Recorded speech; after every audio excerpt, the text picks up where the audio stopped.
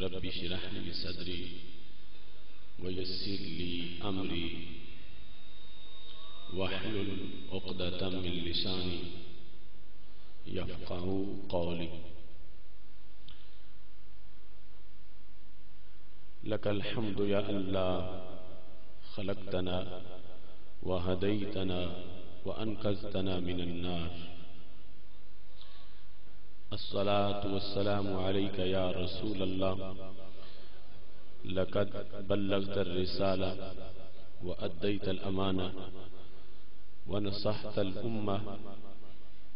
ومحوت الظلمة وأرشدتنا إلى السنة والجماعة. صلى الله عليك وعلى آلك وأصحابك أجمعين. أما بعد فأعوذ بالله من الشيطان الرجيم. بسم الله الرحمن الرحيم. واتبع سبيل من أناب إلي. صدق الله العظيم وصدق رسوله النبي الكريم الأمين. إن الله وملائكته يصلون على النبي يا أيها الذين آمنوا صلوا عليه وسلموا تسليما. الصلاة والسلام عليك يا سيدي يا رسول الله وعلى آلك وأصحابك يا حبيب الله. مولاي صل وسلم دائما أبدا على حبيبك خير الخلق كلهم منزه عن شريك في محاسنه فجوهر الحسن فيه غير منقاسم. محمد تاج رسل الله قاتبة محمد صادق الأقوال والكلم. محمد ذكره روح لأنفسنا محمد شكره فرض على الأمم. رب صل وسلم دائما أبدا على حبيبك خير الخلق كلهم. اللہ تبارک و تعالی جل جلالہ وعم نوالہ وتم برہانہ وعظم شانہ وجل ذکرہ وعز اسمہ کی حمد و ثنا اور حضور سرور کائنات مفخر موجودات زینت بزم کائنات دستگیر جہاں غم گسار زماں سید سروراں حامی بے قسم قائد المرسلین خاتم النبیین احمد مجتبی جناب محمد مصطفیٰ صلی اللہ علیہ وآلہ واصحابہ وبارک وسلم کے دربار گہر بار میں ہدیہ درود و سلام عرض کرنے کے بعد جلوہ آرائے مسند صدارت جگر گوشہ شیخ الحدیث حضرت صاحبزادہ حافظ محمد حامد رضا صاحب زید مجدہ استاذ القراء حضرت مولانا قاری نظر حسین جلالی صاحب حافظہ اللہ تعالی، حضرت مولانا قاری محمد سلیمان عثمانی صاحب وارثان منبر و محراب ارباب فکر و دانش، نہایت ہی معزز و محتشم حضرات و خواتین، رب ذوالجلال کے فضل اور توفیق سے ادارہ صراط مستقیم پاکستان سیالکوٹ کے زیر اہتمام سالانہ سہ روزہ فہم دین کورس کی دوسری نشست میں اس وقت ہم حاضر ہیں. اشرائے مغفرت اپنی نوازشات سے امت مسلمہ کو نواز رہا ہے. میری دعا ہے خالق کائنات جل جلالہ ہم سب کی مغفرت فرمائے اور رب ذوالجلال ہم سب کو قرآن و سنت کا مزید علم عطا فرمائے اور اس کے بلاغ و تبلیغ اور اس پر عمل کرنے کی توفیق عطا فرمائے۔ ہماری آج کی گفتگو نہایت ہی اہم موضوع پر ہے، شرعی مسائل کے حل کا طریقہ کار۔ یقیناً ہر مومن یہ چاہتا ہے کہ اس کی دینی امور میں رہنمائی ہوتی رہے۔ رب ذوالجلال نے قرآن مجید کی شکل میں ہمیں ہمیشہ کی رہنمائی عطا فرمائی ہے۔ سید المرسلین حضرت محمد مصطفیٰ صلی اللہ علیہ وسلم نے اس کا بیان صحابہ کرام علیہم رضوان تک پہنچایا ہے، اور آگے آج تک وہی تبلیغ کا سلسلہ جاری ہے۔ یہ اس امت کی شان ہے کہ خالق کائنات جل جلالہ نے سب سے جامع دین ہمیں عطا فرمایا ہے، اور کسی دین کی یہ شان نہیں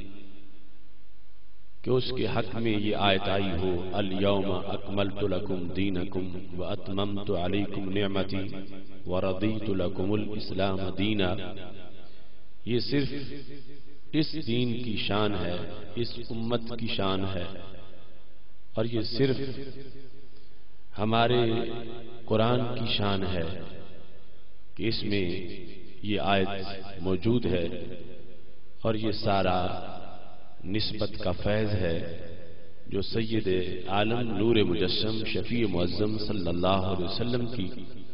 ذات والا صفات سے ہمیں میسر ہے۔ یہ جامع دین رب ذوالجلال نے جو دیا تو فرمایا وَأَنزَلْنَا إِلَيْكَ الذِّكْرَ لِتُبَيِّنَ لِلنَّاسِ مَا نُزِّلَ إِلَيْهِمْ۔ محبوب، ہم نے آپ کی طرف اس قرآن کو نازل کیا تاکہ آپ لوگوں کے لیے بیان کریں کہ ان کی طرف کس چیز کو اتارا گیا ہے۔ اگرچہ وہ جو اولین مخاطب سامنے موجود تھے سب کی زبان عربی ہی تھی اور انہی کی لغت میں قرآن نازل ہوا تھا، لیکن اس کے باوجود بھی بیان قرآن کی انہیں ضرورت تھی، اور نبی اکرم صلی اللہ علیہ وسلم نے وہ بیان قرآن صحابہ کے سامنے کیا۔ صحابہ کرام علیہم رضوان کے قرآن میں تدبر کی جو کوشش اور جد و جہد ہے اس کا اندازہ اس بات سے لگایا جا سکتا ہے تعلم عمر البقرة 12 سنة لما ختمها نهار جزورا کہ سیدنا عمر رضی اللہ تعالی عنہ 12 سال تک سورہ بقرہ میں تدبر کرتے رہے، 12 سال تک اسے پڑھا۔ تعلم کا لفظ تعلم، انہوں نے اس میں تعلم حاصل کیا، اور جب سورہ بقرہ کو ختم کیا تو اونٹ ذبح کر کے خوشی کا اظہار کیا کہ میں نے یہ سورہ مکمل کر لی ہے۔ سیدنا علی المرتضی رضی اللہ تعالی عنہ جب بھی حضرت جابر رضی اللہ تعالی عنہ کا ذکر کرتے تھے تو ان کی عظمت کو سلام کرتے تھے، تو کسی نے کہا تاسف ہو جابرہ وانت انت، کہ جب بھی حضرت جابر کا نام لیتے ہو تو ان کی بڑی شان بیان کرتے ہو، اے علی آپ تو علی ہیں، انت انت آپ تو پھر آپ ہیں، آپ کو حضرت جابر کا علمی مقام بیان کرنے کی کیا ضرورت ہے؟ تو سیدنا علی المرتضی رضی اللہ تعالی عنہ نے کہا انہ کان یفسر آیا، وہ ایک آیت کی ایسی تفسیر بیان کرتے تھے جو صرف انہی سے مجھے ملی ہے۔ ان الذی فرض علیک القرآن لرادک الی معاد، یہ آیت اس میں لفظ معاد جو ہے اس کے بارے میں مجھے تلاش تھی کہ اس کا مطلب کیا ہے، تو حضرت جابر رضی اللہ تعالی عنہ نے مجھے بتایا کہ اس معاد سے مراد میدان معاشر نہیں ہے، اس سے مراد مکہ شریف ہے، چونکہ جب نبی اکرم نور مجسم شفیع معظم صلی اللہ علیہ وسلم ہجرت کر کے مکہ شریف سے نکلے تو مکہ شریف کو چھوڑنا کوئی آسان بات نہیں تھی، ابھی مدینہ شریف تو مدینہ شریف بنا نہیں تھا۔ مکہ شریف سے جب نکلے رات کے وقت پلٹ پلٹ کے مکہ شریف کو دیکھا اور فرمایا ما اطیبک من بلدۃ واحبک الی لولا ان قومی اخرجونی منک ما سکنت غیرک، اے مکہ تو کتنا میٹھا شہر ہے اور کتنا میرا محبوب شہر ہے، اگر مجھے یہاں سے میری قوم نکلنے پر مجبور نہ کرتی تو میں کبھی بھی تجھے چھوڑ کے کہیں اور رہائش اختیار نہ کرتا۔ اس قدر پیار تھا مکہ شریف سے۔ جب ہجرت کے سفر میں کافی دور چلے گئے مکہ شریف سے تو یاد مزید آنے لگی کہ میں مکہ شریف سے دور جا رہا ہوں۔ اس وقت رستے میں ہی رب ذوالجلال نے آیت نازل کر دی، ان الذی فرض علیک القرآن لرادک الی معاد، محبوب جس ذات نے آپ پہ قرآن نازل کیا ہے وہ دوبارہ فاتحانہ تجھے مکہ میں داخل کر دے گی۔ تو معاد کا لفظ بولا گیا اور مراد مکہ شریف ہے۔ حضرت علی رضی اللہ تعالیٰ عنہ حضرت جابر کی اس بات پر تعریف کرتے ہیں کہ انہوں نے یہ منفرد تفسیر مجھے عطا فرمائی۔ یہ صحابہ کرام علیہم رضوان قرآن مجید برہان رشید میں تدبر کرتے ہیں، معلومات اکٹھی کرتے ہیں اور انہوں نے حق ادا کیا اور آگے تابعین تک جو سوز حاصل کیا تھا وہ سوز آگے پہنچا دیا۔ اب صورتحال ایسی بنتی جا رہی تھی کہ نئی نئی قومیں اسلام میں داخل ہو رہی تھیں، ان کی بولیوں کی آمیزش بھی عربی زبان میں ہوتی جا رہی تھی۔ جو عرب تھے ان کی بولیوں میں نئی نئی قوموں کی بولیاں شامل ہو رہی تھیں، اور ادھر خود عربوں کے لیے جہاں مشکل تھا قرآن مجید کے مفاہیم کو سمجھنا، تو جو نئے آ رہے تھے ان کے لیے تو بہت مشکل تھا۔ ایسے میں قرآن مجید سے مسائل کے حل کے لیے علوم شریعت کی تدوین کی گئی، کیونکہ مسائل دو قسم کے ہیں، ایک وہ ہیں جو منصوص ہیں جن کے بارے میں آیات قرآن کا نزول ہوا براہ راست ایک ایک مسئلے کے بارے میں، یا سید عالم نور مجسم شفیع معظم صلی اللہ علیہ وسلم نے خود اپنی زبان سے کسی مسئلے کو جزئی طور پر بیان کر دیا، معین کر کے اس کا حکم ذکر کیا، اور کچھ ایسے مسائل ہیں ذکر ان کا بھی قرآن مجید میں ہے لیکن ان کا ذکر کلیات کے زمرے میں ہے اور جزئی کا حکم پھر خود وہاں سے معلوم کرنا پڑتا ہے۔ اب جس وقت صورتحال یہ تھی کہ علم اٹھتا جا رہا تھا، مسائل بڑھتے جا رہے تھے، چونکہ سید عالم نور مجسم شفیع معظم صلی اللہ علیہ وسلم کا فرمان ہے ان اللہ لا يقبض العلم انتزاعا ينتزعه من قلوب الرجال بل انما ينتزعه بموت العلماء، کہ رب ذوالجلال علم یوں نہیں اٹھائے گا کہ رات کو کوئی عالم سوئے اور صبح جاہل اٹھے، بلکہ ہمارے نبی علیہ السلام نے فرمایا علم والوں کے اٹھ جانے سے علم اٹھ جائے گا۔ تو اب وہ دوسری صدی ہجری کے اوساط تک ادھر صحابہ کرام علیہ رضوان دنیا سے تشریف لے گئے، جو علم و حکمت کا ہمالہ تھے اور معرفت کا سمندر تھے، اب ان کے اٹھنے سے بھی علم اٹھا، ادھر نئے مسائل آئے، نئے نئے پرابلم سامنے آنے لگے۔ یہ وقت شدت سے اس بات کا احساس اجاگر کر رہا تھا کہ قرآن و سنت سے مسائل کے حل کے لحاظ سے امت مسلمہ کو کوئی سوغات عطا کی جائے۔ رب ذوالجلال نے امام اعظم ابو حنیفہ نعمان بن ثابت رحمہ اللہ تعالی کی شکل میں اس امت کو ایک ایسا مرد حق پرست دیا کہ جس نے قرآن و سنت کی تعلیمات میں غوطہ لگا کر 5 لاکھ مسائل کا حل اس امت کو عطا فرما دیا۔ ہر شخص قرآن مجید سے اپنا مسئلہ نہیں دیکھ سکتا، اگرچہ اس میں سب کچھ ہے۔ ہر سینہ نشیمن نہیں جبریل امی کا، ہر فکر نہیں طائر فردوس کی صیاد، گو فکر خدا داد سے روشن ہے زمانہ، آزادگی افکار ہے ابلیس کی ایجاد۔ سب کچھ وہاں موجود ہے، لیکن اس کو سمجھنا یہ بہت مشکل ہے۔ اس کے لیے کچھ شرائط ہیں، اور اس کے لیے رب ذوالجلال کی طرف سے منتخب سینے ہیں۔ مطلقاً جو چاہے کہ میں اپنی رائے دین میں پیش کروں تو رائے مذموم کی دین میں کوئی گنجائش نہیں ہے، اور رائے محمود کے بغیر گزارا نہیں ہے۔ تو یہ سمجھنا کہ محمود کیا ہے مذموم کیا ہے، یہ رب کی توفیق اور عنایت سے ہوتا ہے۔ رائے تو ابلیس بھی پیش کر رہا تھا جب رب ذوالجلال نے حضرت آدم علیہ السلام کو سجدے کا حکم دیا تو اس نے مقابلے میں کہا خلقتنی من نار و خلقتہ من طین، مجھے تو نے آگ سے پیدا کیا اور انہیں تو نے مٹی سے پیدا کیا۔ آگ اوپر جاتی ہے، مٹی نیچے جاتی ہے، تو میں افضل ہوں، وہ غیر افضل ہے، تو افضل غیر افضل کو سجدہ کیسے کرے؟ رائے تو وہ بھی پیش کر رہا تھا، مگر اس بدبخت کو پتہ نہیں تھا کہ رب کے حکم کے مقابلے میں رائے چلتی ہی نہیں۔ جب رب کا حکم آ گیا ہو،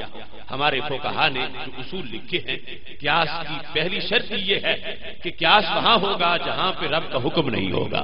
نص نہیں ہوگی، پھر وہاں پہ قیاس ہو سکتا ہے۔ اور یہ رائے پیش کر رہا تھا رب کے حکم کے مقابلے میں، اس واسطے دھتکارا گیا۔ اور دوسری طرف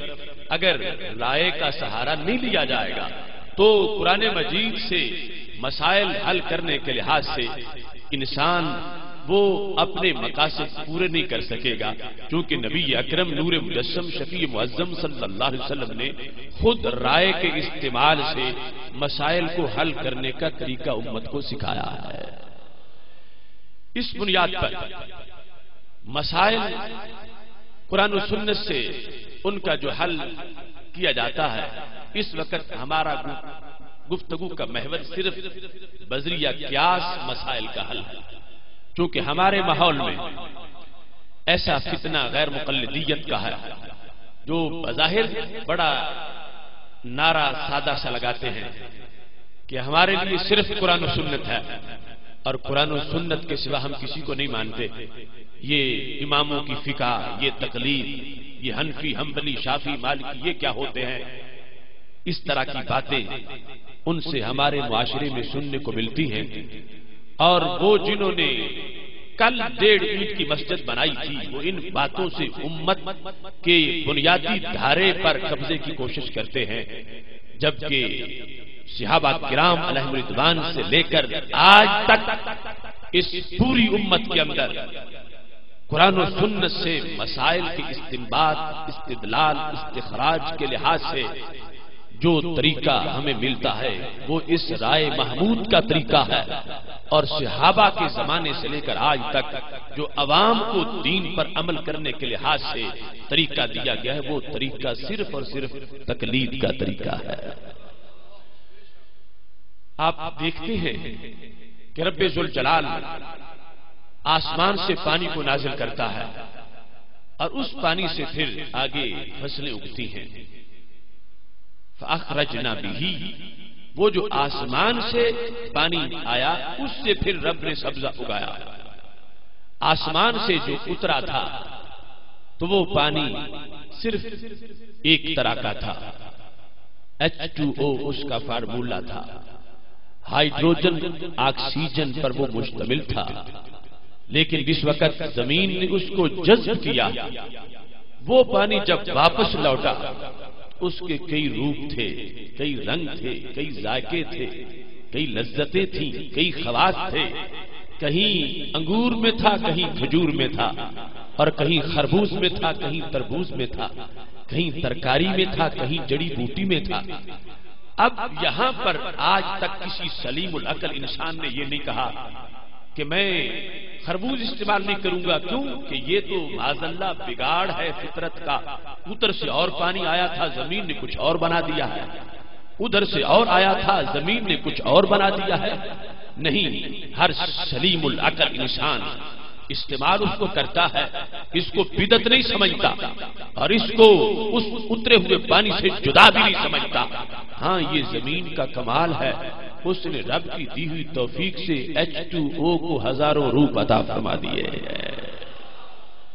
ہمارے محبوب علیہ الصلوۃ والسلام کا فرمان صحیح بخاری شریف میں موجود ہے، مثل ما بعثنی اللہ بہ من الہدی والعلم کمثل الغیث الکثیر اصاب اردا، مجھے میرے رب نے جو علم دے کے بھیجا، جو ہدایت دے کے بھیجی، وہ بارش ہے جو موسلادھار برسے اور پوری کائنات پہ برسے۔ فرمایا آگے زمینیں دلوں کی ہیں، کانت منہا طائفہ طیبہ، ایک ہے میرا زمین، وہ کیا کرتی ہے، قابلۃ الماء، وہ پانی کو جذب کر لیتی ہے، فانبتت القلع والعشب الکثیر، اسی کو جذب کر کے پھر سبزہ اگا دیتی ہے۔ جس طرح ظاہری بارش کے لیے 3 قسمیں ہیں زمینوں کی،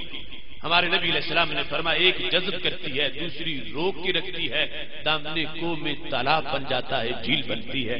تیسری شور ہے، نہ جذب کرتی ہے اور نہ ہی روک کے رکھتی ہے،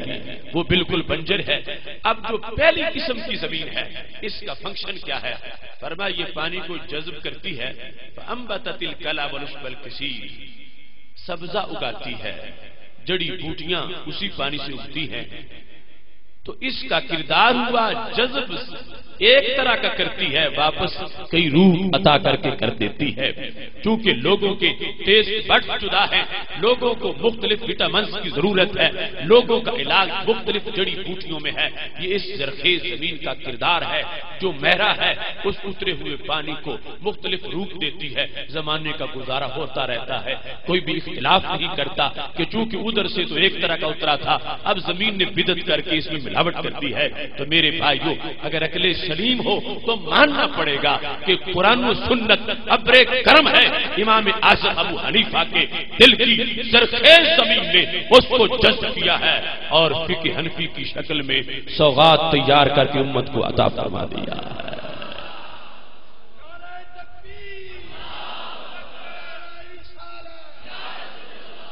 امت مسلمہ کی فقہا کے دل کی زرخیز زمین، اس کا یہ کمال رب کی دی ہوئی توفیق سے ہے کہ قیامت تک کے جو مسائل آنے تھے ان کے لحاظ سے اصول عطا کیے، اور حضرت امام اعظم ابو حنیفہ رحمۃ اللہ علیہ کا اس سلسلہ میں اولین کردار ہے۔ امام موفق نے لکھا، ابو حنیفہ تھا اول من دبر علم هذه الشریعہ، ابو حنیفہ وہ پہلے انسان ہیں جنہوں نے اس شریعت کے علم کو مدون کیا، فی ابواب مبوبہ و کتب مرتبہ، اس کو مختلف ابواب کی شکل میں، مختلف کتابوں کی شکل میں اس کو مدون کیا۔ یہ پہلے انسان ہے۔ کسی کو یہ خیال نہ آئے کہ اس سے تو پھر صحابہ کا کردار وہ کہاں گیا، پہلے اگر یہ ہے تو صحابہ کرام علیہم رضوان کی جو دین کے لیے خدمات ہیں ان کو کس انداز میں پھر بیان کیا جائے گا؟ تو یاد رکھنا، امام موفق نے اس کی وجہ بیان کی، فرمایا صحابہ کا کردار تو صحابہ کا کردار وہ اول ہی ہیں، لیکن بات اصل میں یہ ہے کہ جب صحابہ کرام علیہم رضوان کا زمانہ تھا ان کو تو کتاب کی ضرورت ہی نہیں پڑی، کانت قلوبہم صنادیق علومہم، کا ان کے دل ہی علم کے صندوق تھے، انہوں نے ایک نگاہ سے سرکار کو دیکھ کے جو پڑھا ہم کروڑ کتاب سے بھی نہیں پڑھ سکتے۔ کانت قلوبہم صنادیق علومہم، ان کے دل ہی علموں کے صندوق تھے، انہیں تو کتابوں کی ضرورت ہی نہ تھی، لیکن جب کتاب کی ضرورت پڑی اس وقت زمین پہ جو مرد حق پرست تھا ان کے حصے میں یہ کام آ گیا۔ صحابہ کرام علیہ رضوان کی غلامی کے نتیجے میں، ان کی شاگردی کے نتیجے میں، ان سے فیض پانے کے لحاظ سے ان کو یہ مرتبہ حاصل ہوا، ادھر ضرورت پڑی تاریخ کے لحاظ سے امت کتنا سفر طے کر کے جس مرحلے میں پہنچ چکی تھی، رب ذوالجلال نے ادھر یہ زرخیز سینہ امت کو عطا کیا ہے، انہوں نے قرآن و سنت کے فیض سے مسائل کا حل کیا ہے، اور ایسا انداز بخشا ہے اس امت کو جو امام اعظم ابو حنیفہ نے فقہ میں انداز اپنایا۔ پہلے بھی حدیثیں تھیں،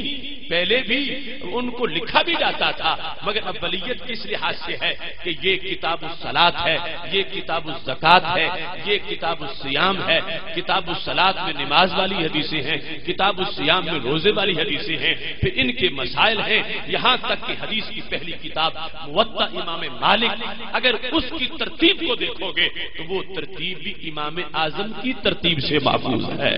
لہذا اس امت کو کتاب لکھنے کا طریقہ جس شخص نے دیا ہے وہ ذات امام اعظم ابو حنیفہ کی ذات گرامی ہے۔ اب جس وقت انہوں نے علوم شریعت کو مدون کیا، اس سلسلہ میں ان کے سامنے یہ ساری باتیں تھیں کہ میں مسائل اخذ کروں گا، اس پہ محنت لگے گی، چونکہ ایک ایک مسئلے پر تین مہینے بھی بحث ہوئی اور بڑی محنت سے سارا کام آگے چلا، تو یہ تھا کہ لوگ اس پہ عمل کریں گے، تو میں کون ہوتا ہوں کہ میری بات پہ لوگ عمل کریں؟ اللہ اور اللہ کے نبی علیہ الصلوۃ والسلام کے بعد کیا یہ جائز ہے کہ کسی اور کی بات پر لوگ عمل کرنا شروع کر دیں؟ تو سب سے پہلے اس چیز کو انہوں نے سامنے رکھا، وہ حدیث جو حضرت معاذ بن جبل رضی اللہ تعالی عنہ سے مروی ہے، جامع ترمذی میں اور دیگر مقامات پر موجود ہے کہ جس وقت حضرت معاذ بن جبل رضی اللہ تعالی عنہ کو یمن کا قاضی بنایا تھا ہمارے نبی علیہ السلام نے، اور پوچھا بما تقضی یا معاذ، معاذ یہ بتاؤ وہاں فیصلے کیسے کرو گے؟ انہوں نے کہا اقضی بکتاب اللہ، رب کا قرآن پڑھوں گا فیصلہ کر دوں گا۔ تو میرے نبی علیہ السلام نے فرمایا ان لم تجد فی کتاب اللہ، اگر کتاب اللہ میں نہ پاؤ تو پھر کیا کرو گے؟ اب حضرت معاذ نے یہ نہیں کہا کہ یہ کیسے ہو سکتا ہے کہ کتاب میں نہ پا سکوں، تم نہ پاؤ ہے سب کچھ، اگر تم نہ پاؤ تو پھر کیا کرو گے؟ تو انہوں نے کہا اقضی بسنت رسول ہی، تو میں اللہ کے رسول صلی اللہ علیہ وسلم کی سنت پہ فیصلہ کروں گا۔ تو ہمارے نبی علیہ السلام نے فرمایا ان لم تجد فی سنت رسولہ، اگر سنت میں بھی تم نہ پا سکو تو پھر کیا کرو گے؟ اب یہاں حضرت معاذ نے یہ نہیں کہا کہ میں تو پھر ہاتھ باندھ کے بیٹھ جاؤں گا، دو ہی تو چیزیں، یا کتاب ہے یا سنت، اس کے آگے تو کچھ ہے ہی نہیں، میں پھر بول ہی نہیں سکتا۔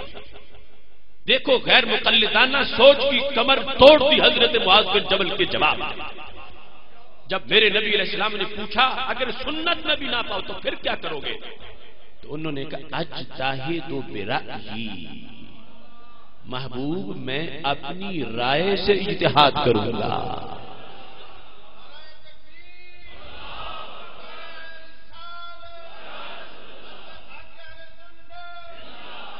اجتہد برأیی، رائے میری ہوگی، اجتہاد کروں گا۔ تو ہمارے نبی علیہ السلام نے سن کے یہ نہیں فرمایا کہ تم کون ہوتے ہو، تمہاری رائے کیا ہوتی ہے؟ ادھر قرآن ہے، سنت ہے، تیسرے نمبر پہ تم کہاں سے آ گئے؟ ہرگز یہ نہیں فرمایا کہ رائے تم کیوں بیان کر رہے ہو۔ جب حضرت معاذ بن جبل نے کہا کہ مسئلہ تیسرے نمبر پر میں رائے سے بیان کروں گا، جتنا قرآن آتا ہے، جتنی سنت آتی ہے، اس کے زیر سایہ جو نہیں آتا وہ معلوم کر لوں گا، اپنی رائے سے مسئلہ بتاؤں گا۔ تو میرے نبی علیہ السلام ناراض نہیں ہوئے بلکہ اتنا خوش ہوئے، فرمایا الحمدللہ الذی وفق رسول اللہ بما یرضی بہ رسول اللہ صلی اللہ علیہ وسلم، ساری تعریفیں اس خدا کی ہیں جس نے میرے گورنر کو وہ بات کہنے کی توفیق دی جسے سن کے رب کا نبی خوش ہو گیا ہے۔ اب حضرت معاذ بن جبل نے کہا جب قرآن و سنت سے میں نہ پاؤں تو میں اپنی رائے بیان کروں گا۔ تو یمن والوں پر میرے نبی علیہ السلام نے لازم کر دیا کہ جو معاذ بیان کریں گے تم نے اس پہ عمل کرنا ہے۔ حضرت معاذ بن جبل کی رائے پہلے ان کی رائے تھی، لیکن جب سرکار نے تصدیق فرما دی تو پھر یہ شریعت بن گئی۔ اب یمن والوں پر یہ لازم ہے کہ معاذ نہ رب ہیں نہ رب کے نبی ہیں، اللہ کے نبی علیہ السلام کے غلام ہیں، لیکن جس وقت رائے کے استعمال سے وہ مسئلہ بیان کریں گے، اب وہ ان کی رائے نہیں ہوگی، وہ رب کا فرمان یعنی اللہ کا حکم اور شریعت مطہرہ کا انداز اختیار کر جائے گی، اور اس پر عمل کرنا یمن والوں کے لیے لازمی ہو جائے گا۔ یہ چیزیں سامنے تھیں کہ سرکار دو عالم صلی اللہ علیہ وسلم نے خود اجازت دے دی، اور حالانکہ ابھی وہ زمانہ جو تھا اس میں تو کہا جا سکتا تھا کہ معاذ جتنا تمہیں قرآن آتا ہے اس کے بعد بھی قرآن اترنا، تو تم جو آتا ہے اس سے اگر نہ ملے تو ہمارے ساتھ رابطہ کرنا، جو بعد میں اترا ہے شاید اس میں تمہارا مسئلہ موجود ہو۔ تو سرکار یہ فرمائی نہیں رہے، یا یہ نہیں فرماتے کہ جو سنت تمہیں آتی ہے اس پر اکتفا نہ کرو، پھر میرے ساتھ رابطہ کرنا۔ ایک مرتبہ دبئی میں اس موضوع پہ مناظرہ ہو رہا تھا، تو مجھے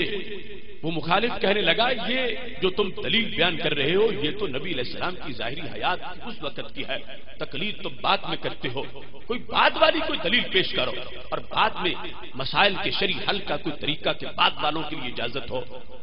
تو میں نے کہا خود آپ اپنے دام میں صیاد آ گیا۔ میں نے کہا جب ابھی وحی کا دروازہ کھلا تھا تو اس وقت بھی فقہ کا جھنڈا لہرانے لگا تھا، تقلید کا حکم ہو گیا تھا، ابھی تو دروازہ کھلا تھا، وحی بند نہیں ہوئی تھی۔ اس وقت تو سرکار فرما سکتے تھے تم اگر نہ پاؤ تو مجھ سے رابطہ کرنا، اور جب سرکار نے اس وقت بھی اجازت دے دی تو جب وحی کا دروازہ بند ہو گیا اب تو پھر اور کوئی رستہ ہی باقی نہیں رہا۔ اس وقت تھا کہ سرکار فرماتے کہ تم انتظار کرنا میرے حکم کا، مجھ سے رابطہ کرنا، میں تمہیں مسئلہ بتا دوں گا۔ تو سرکار نے تو اس وقت بھی اجازت دے دی ہے کہ ٹھیک ہے تم اپنی رائے سے بیان کرو۔ تو جب وحی کا دروازہ بند ہو گیا اب تو پھر رائے محمود قیاس کے ذریعے سے مسئلے کو حل کرنے کا مزید جو ہے وہ پکا راستہ ہی یہ بتا دیا گیا ہے۔ ہاں اگر بات کی جدا بات کرتے ہو تو وہ بھی طبرانی میں حدیث موجود ہے، جب سیدنا علی المرتضی رضی اللہ تعالیٰ عنہ نے پوچھا ان نزل بنا امر لیس فی امر ولا نہی فما تامرنا، اے میرے محبوب صلی اللہ علیہ وسلم اگر ایسا مسئلہ ہمارے سامنے پیش ہو جائے کہ جس کے بارے میں ہمیں امر بھی معلوم نہ ہو نہی بھی معلوم نہ ہو، نہ یہ پتا ہو کہ کرنا ہے نہ یہ پتا ہو کہ نہیں کرنا، تو اس وقت ہم پھر فتویٰ کیا دیں؟ تو میرے نبی علیہ الصلوۃ والسلام نے فرمایا شاور الفقہاء والعابدین، علی فقہا سے اور صوفیوں سے مشورہ کر لینا۔ حالانکہ وہ تو مدینہ العلم کے باب ہے، مسئلہ ہمارے لحاظ سے پوچھ لیا تو ہمارے آقا علیہ الصلوۃ والسلام نے فرما دیا جب ایسی صورتحال پیدا ہو جائے، نیا مسئلہ آ جائے تو پھر فقیہ کے پاس جانا اور پھر صوفی کے پاس جانا۔ مبارک ہو سنی، فقیہ بھی تیرے پاس ہے صوفی بھی تیرے پاس ہے۔ شاور الفقہاء والعابدین، فقہا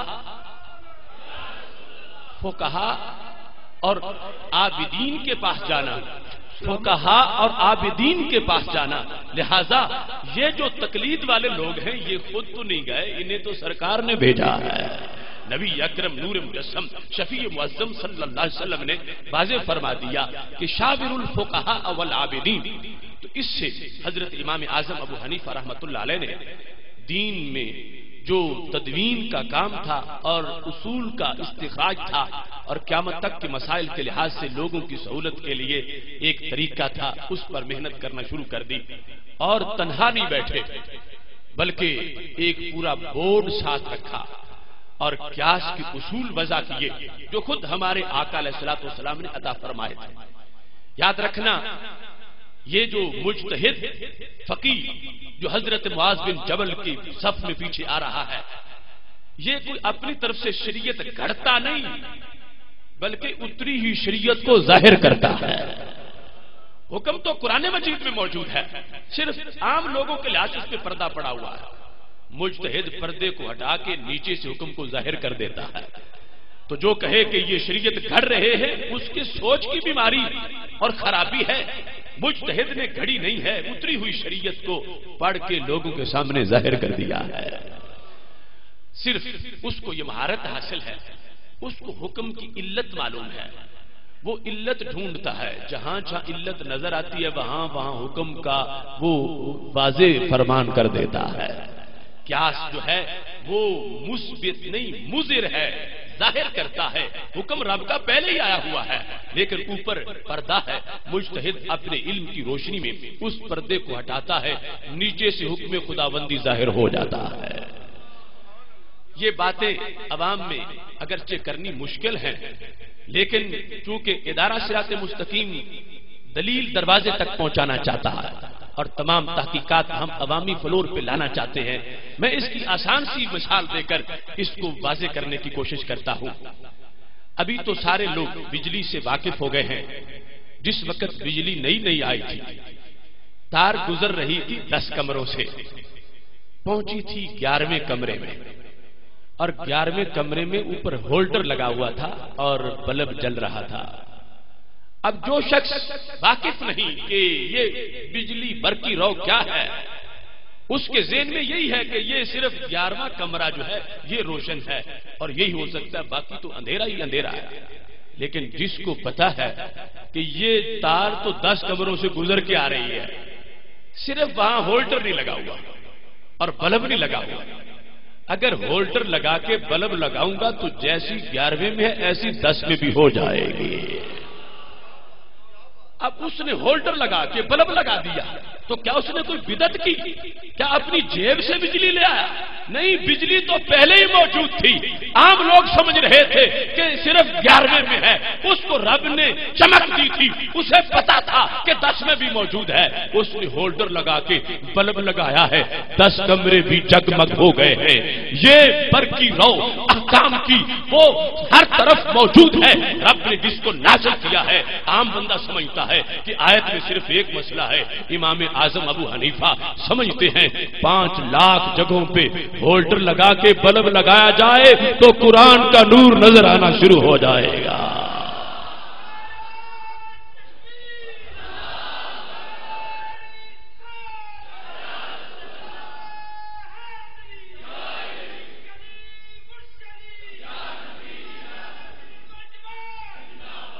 اگر کوئی شخص یہ کہے کہ میں وہ 11ویں کمرے والی مانتا ہوں، اصل ہے 10 والی، یہ تو بدعت ہے، تو اس کی عقل کو آپ کیا کہہ سکتے ہیں؟ وہ آج کا غیر مقلدیت کا فتنہ سارا اسی چیز کا نام ہے، دوسرے لفظوں میں کہ ایسی حماقت ہے، وہ 11ویں والے کو مان رہے ہیں 10 میں جو ہوئی بجلی گزر رہی تھی، صرف ہولڈر نہیں لگا تھا، امام صاحب کا کوئی جرم نہیں، کرم کیا ہے، ہولڈر لگایا ہے اور بلب بھی لگا دیے ہیں۔ وہ اصل تو وہی سب کچھ موجود ہے، اپنی طرف سے کوئی مکس نہیں کیا، کوئی شامل نہیں کیا، کوئی اپنی طرف سے گڑا نہیں ہے، نہیں، اسی مدینہ شریف کے ٹرانسفارمر سے آ رہی تھی اور اوپر انہوں نے ہولڈر لگا کے بلب لگایا ہے اور فقہ کی سوغات تیار کرتی ہے، اور سید عالم نور مجسم شفیع معظم صلی اللہ علیہ وسلم کو یہ لائٹنگ اتنی پسند آئی ہے، حضرت داتا گنج بخش اجمیری کشف المحجوب میں لکھتے ہیں یحییٰ بن معاذ رازی نے نبی اکرم نور مجسم شفیع معظم صلی اللہ علیہ وسلم کو خواب میں دیکھا تو پوچھا این اطلبو کا، محبوب تجھے ڈھونڈنا ہو تو کہاں ملو گے؟ فرمایا عند علم ابی حنیفہ، جہاں ابو حنیفہ کی لائٹنگ ہوگی وہاں میں مل جاؤں گا۔ یہ قیاس سے مسئلے کو حل کرنا ہے، اپنی طرف سے کچھ نہیں، یہ سب کچھ اترا ہوا ہے۔ اس کے مجتہد کا کمال یہ ہے کہ اس کو پتا ہے کہ برقی رو کہاں کہاں موجود ہے، جس کو فقہا اپنی اصطلاح میں علت کہتے ہیں کہ جہاں جہاں علت نظر آئے گی وہاں وہاں حکم کا اوپر ظہور کر دیا جائے گا کہ اگر فلاں مسئلے کا یہ حکم ہے، اس کی علت مشترکہ جہاں جہاں موجود ہے وہاں بھی یہی حکم لگا دیا جائے گا۔ اور یہ طریقہ ہمارے نبی علیہ السلام نے خود امت کو سکھایا تھا۔ بخاری شریف میں متعدد مقامات پر احادیث موجود ہیں۔ ایک موقع پر ایک شخص نے کہا ان اختی نظرت ان تحج وانها ماتت، یا رسول اللہ صلی اللہ علیہ وسلم، میری ہمشیرہ نے نظر مانی تھی کہ وہ حج کریں گی لیکن وہ تو فوت ہو گئی ہیں، تو کیا یہ ہو سکتا ہے کہ حج میں کروں اور نظر میری ہمشیرہ کی پوری ہو جائے؟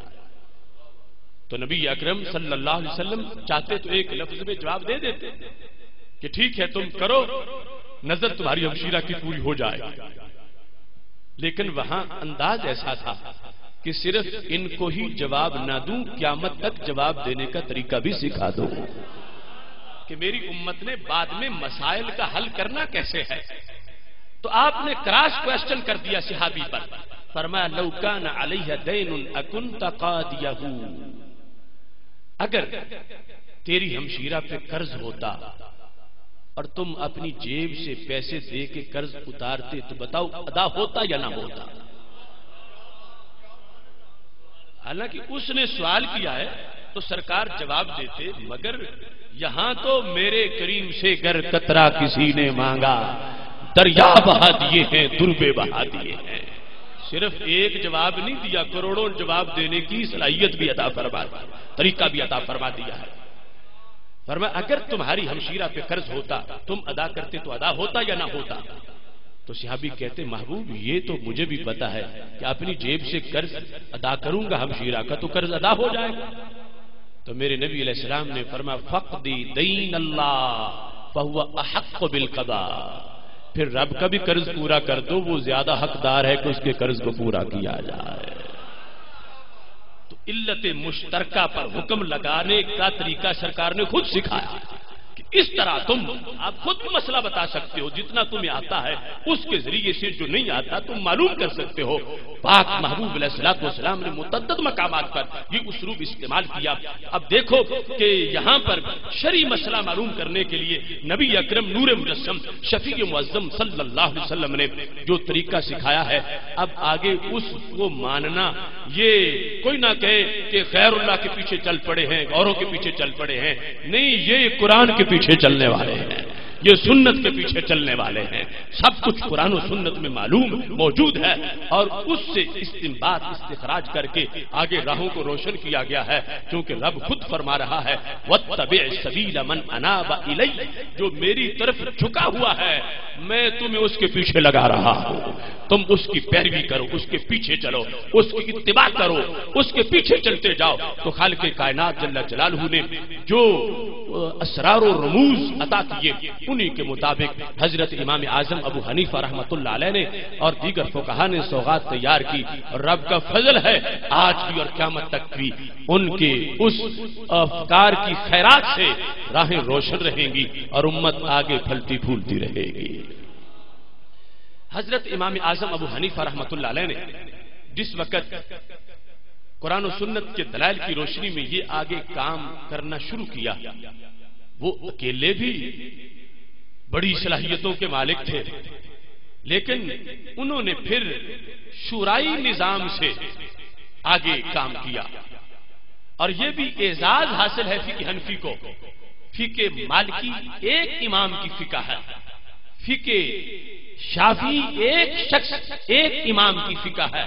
فقہ حنبلی ایک امام کی فقہ ہے، مگر فقہ حنفی شورائی نظام پہ مرتب ہوئی ہے، شورائی نظام پر۔ مسند خوارزمی میں لکھا ہے ان الامام اجتمع معه 1000 من اصحابہ، کہ امام اعظم ابو حنیفہ جب یہ سوغات تیار کرنے بیٹھے تھے تو تنہا نہیں تھے، 1000 کا بورڈ بھی تھا۔ اجتماع معه 1000 من اصحابی، 1000 کا بورڈ۔ اب 1000 پارلیمنٹ کی ارکان اس وقت کی آبادی کے لحاظ سے تو کتنی بڑی پارلیمنٹ کی فقہ کی امام اعظم ابو حنیفہ کی، اور پھر جو ارکان ہیں وہ پھر ایسے ہیں کہ 40 منہم قد بلغوا حد الاجتہاد، 40 تو ان میں بھی مجتہد ہیں، 40 مجتہد ہیں۔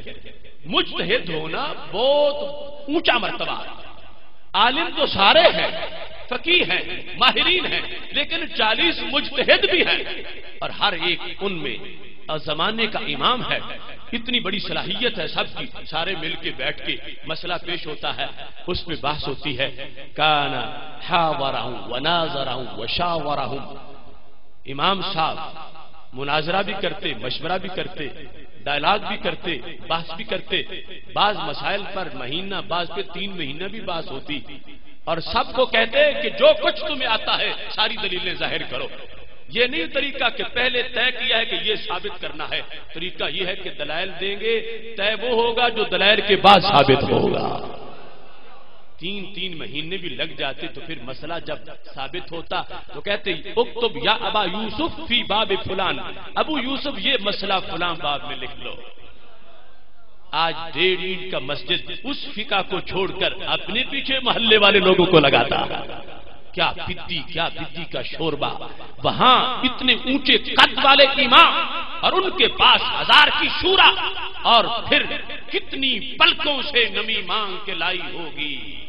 پیاس تب پھول کی شبنم نے بجھائی ہوگی۔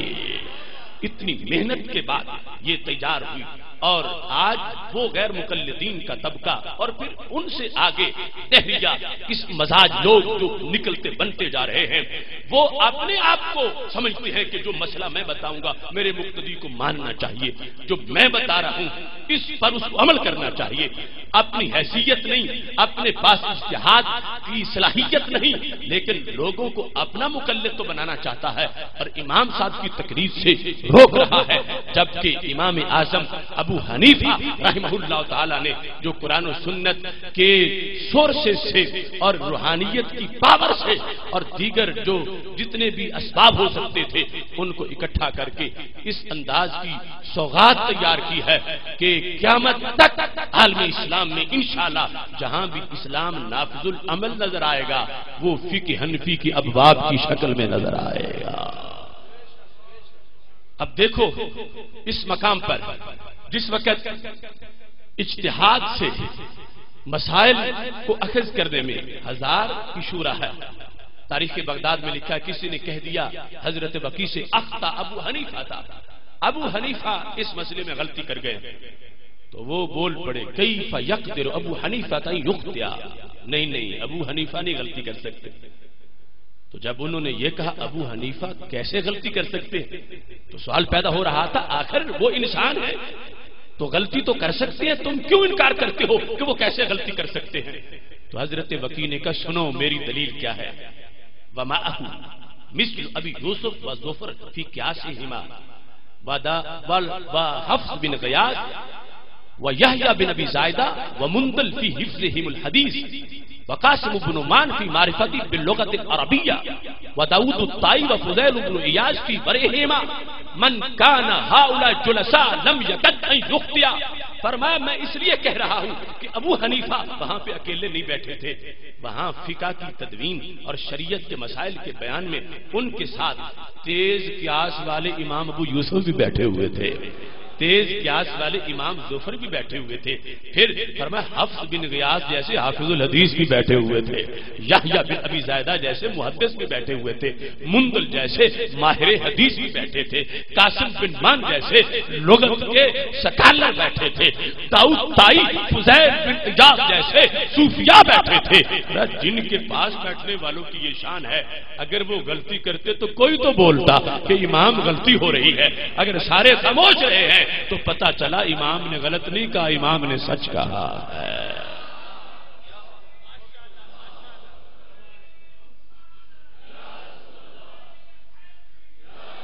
اب دیکھو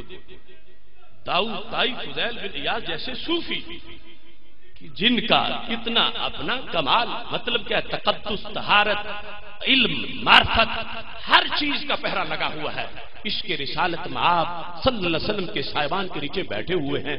ساری طاقتیں اکٹھی کر کے فقہ کی تدوین میں لگے ہوئے ہیں، اور اتنی محنت کر کے انداز کیا تھا۔ ابو جعفر منصور کے پاس کسی نے جا کے شکایت کی کہ ابو حنیفہ دین معاذ اللہ بگاڑنا چاہتے ہیں، یہ کوئی فقہ بنا رہے ہیں۔ تو ابو جعفر منصور وہ عباسی حکمران جو تھا اس نے امام صاحب کو بلا لیا، اس نے کہا سنا ہے ابو حنیفہ تم دین بدل رہے ہو؟ تو آپ نے فرمایا معاذ اللہ میں ایسا کیسے کر سکتا ہوں، تو لوگ کچھ پراپوگنڈا کرتے ہیں، آپ کی پالیسی کیا ہے، کس طرح کر رہے ہو کام؟ تو امام صاحب نے پالیسی بیان کی، فرمایا انما اعمال اولا بکتاب اللہ، سب سے پہلے کتاب اللہ ہے، ثم بسنت رسول اللہ صلی اللہ علیہ وسلم، اس کے بعد سنت رسول صلی اللہ علیہ وسلم۔ پھر فرمایا جب مسئلے کا حل وہ سنت میں واضح نہ ہو اس کے بعد بھی میں اپنی رائے کو اجازت نہیں دیتا کاذب وفترا واللہ من قال نحن نقدم الرأی علی الحدیث، وہ جھوٹا ہے پرلے درجے کا جو یہ کہہ رہا ہو کہ میں رائے کو حدیث پہ مقدم کرتا ہوں، اور خدا کی قسم میری رائے تو بڑی دور کی بات ہے، سب سے پہلے قرآن پھر سنت، اور سنت سے بھی مسئلہ نہ ملے پھر بھی ابو حنیفہ کی رائے نہیں ہے، پھر کیا ہے؟ ثم انظروا الی قضایا خلفاء الراشدین، اگر سنت سے نہ ملے تو پھر خلفائے راشدین کے فیصلے پڑھتا کہ ان کے زمانے میں یہ مسئلہ آیا تھا تو انہوں نے کیا کیا تھا، اور اگر خلفائے راشدین کے فیصلوں میں سے بھی مجھے مسئلہ نہ ملے تو پھر ابھی بھی اجازت نہیں دیتا اپنے قیاس کو، ثم الی قضایا بقیہ صحابہ، پھر باقی صحابہ کے فیصلے پڑھتا ہوں، اور اگر باقی صحابہ کے بھی فیصلے نہ ملے ثم اقیس ہو، پھر علت دیکھ کے ہولڈر لگا کے بلب لگا دیتا ہوں۔ یہ طریقہ ہے حضرت امام اعظم ابو حنیفہ رحمت اللہ علیہ کا، تدوین کے لحاظ سے، شریعت کے مسائل کے بیان کے لحاظ سے اس انداز میں آپ نے کام کیا، اور ان ساری چیزوں کو پیش نظر رکھ کے حضرت امام اعظم ابو حنیفہ کے واضح اصول منکرین بھی اس بات پر گواہی دیے بغیر نہیں رہ سکتے۔ ابن قیم نے اعلام الموقعین کے اندر باقاعدہ باب لکھا ہے، کون سا؟ کہ جہاں پر حدیث ضعیف ہے لیکن امام اعظم ابو حنیفہ نے رائے پہ عمل نہیں کیا، ضعیف حدیث کو مقدم رکھا ہے، تو جو ضعیف پر رائے کو مقدم نہ کرے صحیح پر رائے کو کیسے مقدم کر سکتے ہیں؟ نبیذ تمر کے ساتھ وضو کرنے والی حدیث ضعیف ہے، ابن قیم نے لکھا امام اعظم ابو حنیفہ نے رائے چاہتی تھی کہ پانی گاڑھا ہو جائے تو وہ مطلق مانی رہا تو اس سے وضو نہ کیا جائے، لیکن چونکہ لیلۃ الجن والی جو حدیث ہے اس کے اندر حضرت عبداللہ بن مسعود رضی اللہ تعالیٰ عنہ سے مروی ہے کہ نبی علیہ الصلوۃ والسلام نے نبیذ تمر سے وضو کیا تھا، پانی میں کھجوریں رات کو بھگوئی گئی تھی اور پانی گاڑھا ہو چکا تھا تو اس سے سرکار نے وضو کیا تھا، تو امام صاحب نے کہا ہم رائے کی نہیں مانیں گے، حدیث سند کے لحاظ سے اگرچہ ضعیف ہو ہم حدیث کو مقدم رکھیں گے۔ یہاں تک کہ حضرت مجدد الفسانی جن کے افکار پر پاکستان جیسا ملک بنا، وہ دو قومی نظریے کی اذانیں دینے والے اکبر کے مقابلے میں انہوں نے مکتوبات شریف کے اندر اس چیز کو اجاگر کیا، ابو حنیفہ در اتباع سنت از ہمہ پیش قدم است، فرمایا سارے اماموں میں سے سنت کی پیروی کے لحاظ سے بھی امام ابو حنیفہ کا پہلا نمبر ہے۔ مجدد الفسانی رحمت اللہ علیہ نے لکھا سنت کی پیروی کے لحاظ سے بھی امام صاحب کا پہلا نمبر ہے، کیوں؟ مرسل حدیث کے لحاظ سے باقی اماموں کے کچھ تحفظات ہیں، لیکن امام اعظم ابو حنیفہ نے کہا حدیث تو ہے نا اگرچہ مرسل صحیح، ہم اس پہ عمل کریں گے، اس بنیاد پر، یعنی اتنا آپ نے پہرا دیا جو منصوص ہے اس کے لحاظ سے، آگے جو جہاں مسکوت تھا جس کو بیان ظاہری الفاظ میں نہیں کیا گیا تھا، امام اعظم ابو حنیفہ نے اتنی احتیاط کی، اپنے سارے بورڈ کو بتایا ہوا تھا کہ تم یہ نہ کہنا کہ میں کیا کہتا ہوں، اپنے جو دلائل ہے وہ پیش کرو، اس واسطے کہ لوگوں نے مجھے جہنم کے اوپر پل بنا لیا ہے، وہ تو پار گزر جائیں گے، خمیازہ مجھے بھگتنا پڑ جائے گا، اس واسطے تمہاری میرے ساتھ وفا یہ ہے کہ اگر غلطی دیکھو تو بول بولو کہ ابو حنیفہ غلطی ہو رہی ہے، تم امام غلطی ہو رہی ہے۔ اس بنیاد پر حضرت امام اعظم ابو حنیفہ رحمۃ اللہ علیہ نے بڑے ہی پیار کے ساتھ، بڑی احتیاط کے ساتھ اور اتنی کوشش کے ساتھ آپ نے اس فقہ کو مدون کیا۔ حضرت مجدد الفسانی رحمت اللہ علیہ کہتے ہیں میں نے نظر کشف سے دیکھا، مجھے تمام اماموں کی فقہ نالیوں کھالیوں کی طرح نظر آئی، امام اعظم ابو حنیفہ کی فقہ مجھے سمندروں جیسی نظر آئی ہے۔ مسائل کا حل کا طریقہ، اس کی چند مثالیں دیتے ہوئے اپنی بات کو سمیٹنے کی کوشش کرتا ہوں۔ ابھی امام اعظم ابو حنیفہ طالب علم تھے، عقود الجواہر المنیفہ میں لکھا ہے، باقی بھی بہت سے ماخذ میں موجود ہے، حضرت امام اعمش جو تابعی ہیں ان کے پاس امام اعظم ابو حنیفہ بحیثیت شاگرد پڑھ رہے ہیں، 100 دن آپ کو وہاں مدرسہ میں داخل ہوئے ہو چکا تھا۔ ایک سائل آیا، اس نے امام اعمش سے مسئلہ پوچھا، امام اعمش کے ذہن میں اس کا جواب نہیں تھا، تو امام اعظم ابو حنیفہ جو بحیثیت طالب علم بیٹھے تھے، شاید آپ کا اس وقت بھی شورا تھا، امام اعمش نے سائل کو آپ کی طرف متوجہ کیا تو شاگرد نے مسئلہ بتا دیا۔ جب امام اعظم ابو حنیفہ رحمۃ اللہ علیہ نے مسئلہ بتایا تو امام اعمش جو مسند تدریس پہ بیٹھے تھے پوچھا من این لک یا ابا حنیفہ، ابو حنیفہ یہ تم نے کہاں سے پڑھا؟ میں استاذ ہوں، بوڑھا ہو چکا ہوں، میں نہیں بتا سکا، تم نو عمر ہو، تم نے کیسے بتایا؟ تو امام اعظم ابو حنیفہ نے کہا من الاحادیث التي انت حدثتنیھا، میرے تو سینکڑوں استاذ ہیں لیکن یہ میں نے ان احادیث سے جواب دیا جو آپ نے مجھے پڑھائی ہے، جو آپ نے پڑھایا میں نے اس سے جواب دیا، باقی اساتذہ سے جو پڑھا وہ تو علیحدہ، جو آپ سے پڑھا ہے میں نے اس سے جواب دیا۔ تو استاد نے پوچھا کس حدیث سے؟ آپ نے وہ حدیث بتائی اور اس کی وضاحت ہو رہا اس حدیث سے یہ ثابت ہو رہا۔ تو امام اعمش کہنے لگے ابو حنیفہ میں یہ سمجھتا تھا باقی لکھتے ہیں تم چپ کر کے بیٹھے رہتے ہو، پتہ چلا تم تو تدبر بھی ساتھ کرتے جاتے ہو۔ تو امام اعظم ابو حنیفہ نے 100 دن میں جتنی حدیثیں پڑھائی گئی تھی ساری زبانی سنا دی۔ تو امام اعمش کہنے لگے حسبک یا ابا حنیفہ، ابو حنیفہ تم اب چپ کر جاؤ، مجھے پتہ چل گیا کیا؟ یا معشر الفقہاء نحن الاطباء، یا معشر الفقہاء انتم الاطباء ونحن السیادلہ، اے فقیہ لوگو آج پتہ چل گیا، بال میرے سفید ہو گئے حدیث پڑھاتے پڑھاتے، مسئلہ مجھے نہیں آیا مسئلہ تجھے آیا۔ تو پھر فرمایا ہم محدث لوگ ہم پنساری ہیں اور تم فقیہ ہو، ماہر سرجن ہو، تم طبیب ہو، ہم سٹور کیپر ہیں۔ پنساری کے پاس بڑا سب کچھ ہے لیکن پنساری کو پتہ نہیں کہ کس بیماری کا علاج کیا ہے۔ حریر کو آبلے کو ملائیں تو پھکی کس کی بنتی ہے، آگے استعمال کی شرطیں کیا ہیں، ہے اسی کے دکان میں سب کچھ پڑا ہوا لیکن اس کو معجون بنانے کا طریقہ نہیں آتا۔ اور طبیب کو سب پتا ہے کہ کون سی بیماری ہو تو کس کس کو ملائیں تو کون سی معجون بنتی ہے اور پھر وہ استعمال کیسے کروانی ہوتی ہے۔ اس بنیاد پر یہ فقیہ کا انداز ہے۔ تو کہنے لگے ابو حنیفہ تم نے تو کمال کر دیا ہے، تمہارے پاس حدیث کا سٹور بھی ہے، تمہارے پاس معجون بنانے کا فقہ کا طریقہ بھی ہے۔ آج اس زمانے کی آفت یہ ہے، المیہ یہ ہے کہ سٹور کیپر اسپیشلسٹ بننے کے بورڈ لگا بیٹھے ہیں، جن کو 4 حدیثوں کا ترجمہ آ جائے وہ کہتے ہیں کہ ہم تو امام ابو حنیفہ سے بڑی صلاحیت رکھتے ہیں۔ حدیث کی روایت کرنا اور ہے، مسئلہ بتانا اور ہے۔ اب امام اعمش وہ استاد ہیں، امام اعظم ابو حنیفہ شاگرد ہیں، استاد نہیں بیان کر سکے، شاگرد نے بیان کیا ہے اور استاد نے اس موقع پر یہ تاریخی جملہ بولا، فرمایا میں اب خلاصہ بیان کرتا ہوں، میں کون ہوں تم کون ہو؟ ابو حنیفہ میں ہوں پنساری اور تم ہو ماہر طبیب،